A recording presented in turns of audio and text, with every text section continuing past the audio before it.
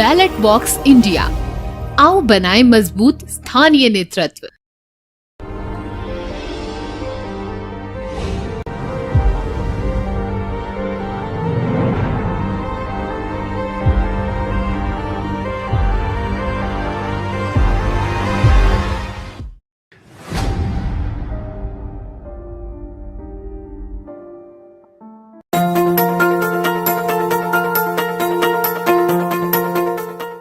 Local के लिए vocal बने। नव प्रवर्तक पोर्टल्स भारतीय इंजीनियरिंग द्वारा स्वदेश में ही निर्मित एवं संचालित हैं।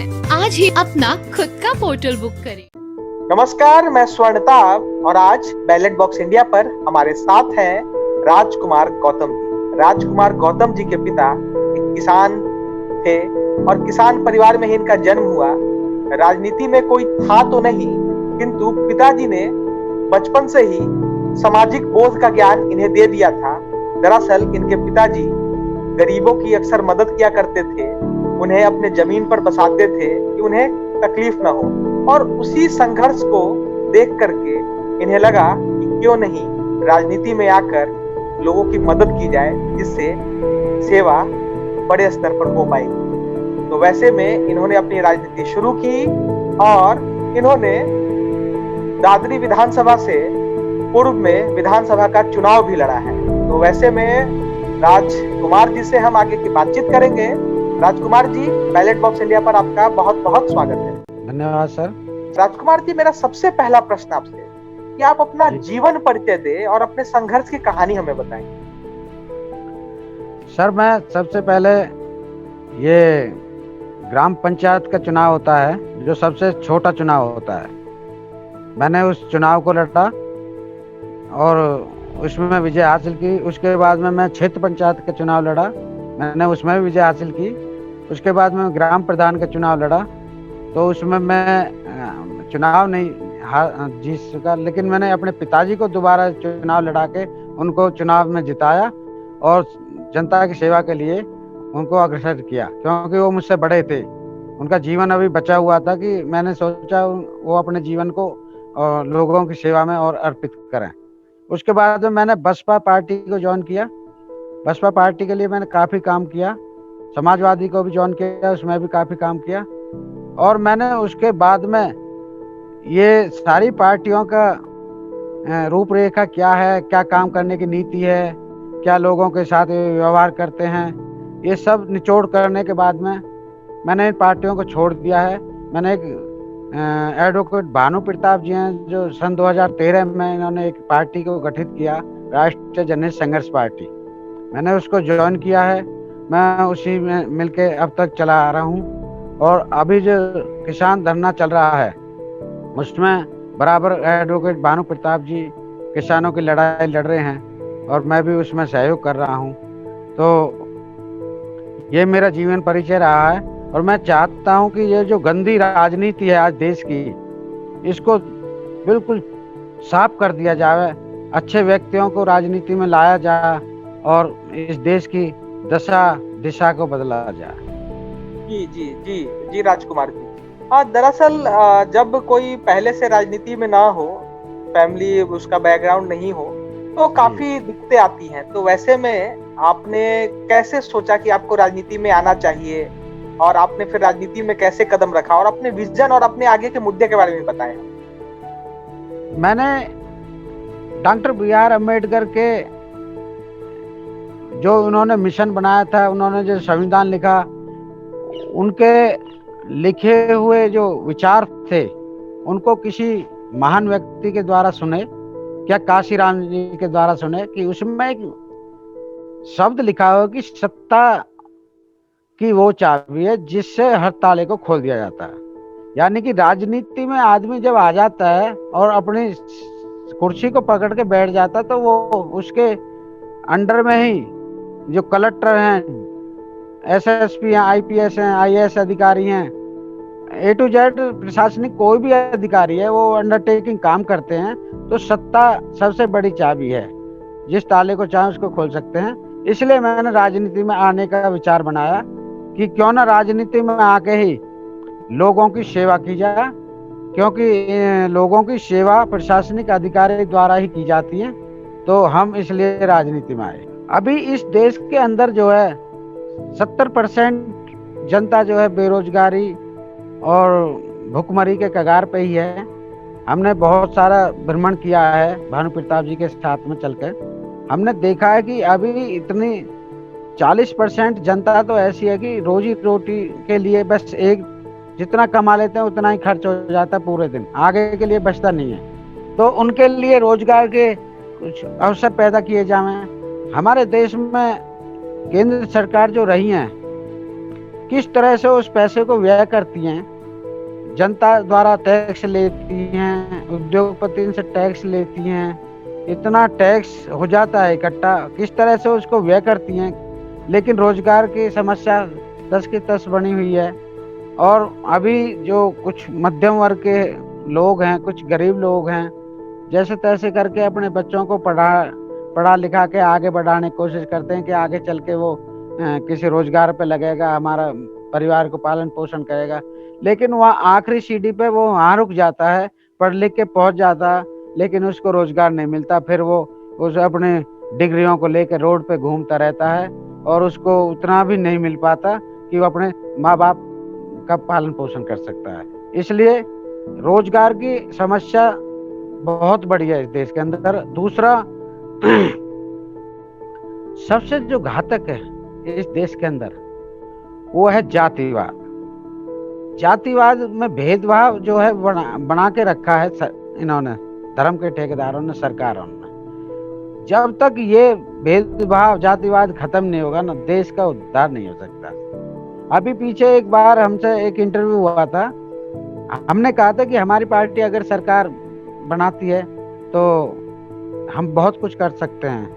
उन्होंने कहा कि आरक्षण के बारे में क्या कहेंगे आप? हमने कहा आरक्षण का बहुत ही सरल उपाय है, आरक्षण को हम खत्म कर देंगे पूरे देश से। आरक्षण की जरूरत ही नहीं है किसी को भी, बशर्ते एक ये होना चाहिए देश के अंदर कि जातिवाद नहीं होना चाहिए, जातिवाद को खत्म कर दिया जाए। जैसे हर व्यक्ति के नाम के पीछे सरनेम लिखा होता है, वहीं से जो जातिवाद पनपना शुरू हो जाता है। चाहे प्रशासनिक कार्यालय हो, चाहे प्राइवेट सेक्टर हो, ये सब चीज अगर जो सरनाम जो होता है कहीं भी किसी डॉक्यूमेंट्स में नहीं होगा तो उससे बहुत प्रभाव पड़ेगा जातिवाद खत्म करने का। और जातिवाद जो बहुत बड़ा घातक है इस देश के उद्धार के लिए, ये देश को जो है आगे ले जाने में जो रुकावट बना हुआ है। आगे आप अपने दादरी, जैसा कि दिल्ली एनसीआर का ही एक पार्ट है ना, ग्रेटर नोएडा का एक हिस्सा है, महत्वपूर्ण हिस्सा है दादरी। तो वैसे में आप अपने क्षेत्र के बारे में बताएं कि वहाँ की समस्याएं क्या हैं, और सिक्के के दो पहलू होते हैं तो विशेषताएं भी होंगी ही, तो उसके बारे में थोड़ा प्रकाश डाला जाए। समस्याएं यहाँ पे ये है कि ये ग्रेटर नोएडा जो है एशिया का नंबर 1 जिला हो गया, राजस्व में सबसे ज्यादा धनी जिला है ये। इसी एक जिले के पैसे से ही उत्तर प्रदेश में 60% क्षेत्र का विकास चल रहा है। यहाँ जो उद्योग लगे हुए हैं, यहाँ जो विकसित हुआ है क्षेत्र, उस पैसे को यहाँ से उठा के सरकारें कुछ अपने जेब में भर लेते हैं, कुछ आगे खर्च कर देते हैं। लेकिन रोजगार यहाँ पे बहुत, रोजगार की समस्या बहुत बड़ी है। एक बिजली जो है, बिजली का सेक्टर यहाँ प्राइवेट दे दिया इस जिले में, मनमाने ढंग से लोगों के ऊपर जो है ये डाल रखा है, इन्होंने वजन डाल रखा है बिजली विभाग ने भी। 2 किलो यूनिट, मतलब 2 रुपए यूनिट होना चाहिए था, 6 रुपए यूनिट खर्च लेते हैं उनसे। और थोड़ा सा लेट हो गया तो बिजली का कनेक्शन काट दे, अंधेरे में डुबो देते हैं। किसानों का भी यही हाल कर रखा है, उसको 2 बीघे जमीन है या 50 बीघे जमीन है, सबको एक रेट पे मंथली बांध रखी है बिल की। ये बहुत बड़ी समस्या है। दूसरा ये है, यहाँ पे जो उद्योग लगे हुए हैं जिले में, स्थानीय लोगों को कोई भी जगह नहीं है। ये सरकार की कमी रही है, यहाँ के एमएलए एमपी की कमी रही है। जिन किसानों की जमीन चली गई है यहाँ से, पहला उनका उद्देश्य ये होना चाहिए कि यहाँ जिस किसान की जमीन गई है उनके बच्चों को वहाँ जगह दी जाए उन उद्योगों में, लेकिन ऐसा यहाँ पे नहीं है। बेरोजगारी की समस्या इसलिए बहुत बढ़ गई है यहाँ पे। अंत में मेरा सबसे महत्वपूर्ण प्रश्न है कि आज जिस तरह से देश में किसान आंदोलन चल रहा है, तो कहीं कुछ चीजें चल रही हैं, कहीं कुछ डेवलपमेंट हो रहा है, सड़कें बन रही हैं, लेकिन आपका जनता से क्या संदेश है? जनता को आप क्या कहना चाहेंगे? देखिए, एक परिवार का एक मुखिया होता है और एक देश का भी एक मुखिया होता है। अगर वो किसी चीज को परिवार में लेकर आया मुखिया और वो सबको अच्छा नहीं लग रहा है, तो उनकी बात भी सुननी चाहिए, उनकी बात भी माननी चाहिए परिवार के सदस्यों की। उनको अच्छा नहीं लग रहा, वो जबरदस्ती हो रहा है। एक बार उसको MNC क्या कानून बनाया उन्होंने, MSP पे, तो वो सबकी समझ में आ चुका है, क्योंकि किसान के बेटे भी पढ़े लिखे हैं, किसान भी पढ़े लिखे हैं, और बाकी लोग भी वहाँ पे जो सहयोग कर रहे हैं पढ़े लिखे लोग हैं, कुछ एडवोकेट हैं, कुछ अधिकारी रिटायर हैं, कुछ जज भी रिटायर हैं, वो सबके समझ में आ रहा है। तो एक बार उसको निरस्त क्यों नहीं करती है सरकार?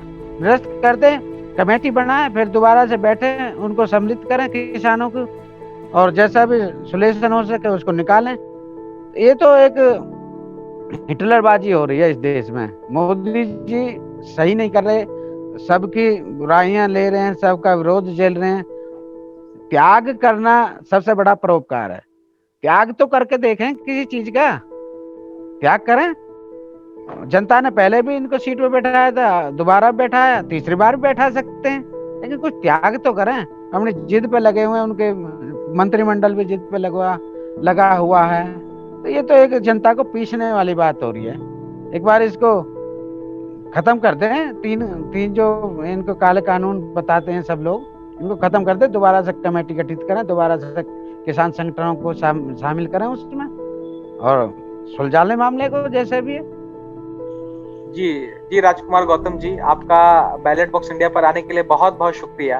आपने जिस तरह से राजनीतिक जीवन की शुरुआत की, जिस तरह से संघर्ष किया, और आपके अपने पिताजी के समय से ही संघर्ष को देखते आ रहे हैं, उस संघर्ष को और आप आगे तक ले जाए अपने संघर्ष को, और आपको कामयाबी मिले, उसके लिए आपको आगामी जीवन के लिए बहुत बहुत शुभकामनाएं। बैलेट बॉक्स इंडिया से जुड़ने के लिए आपका शुक्रिया।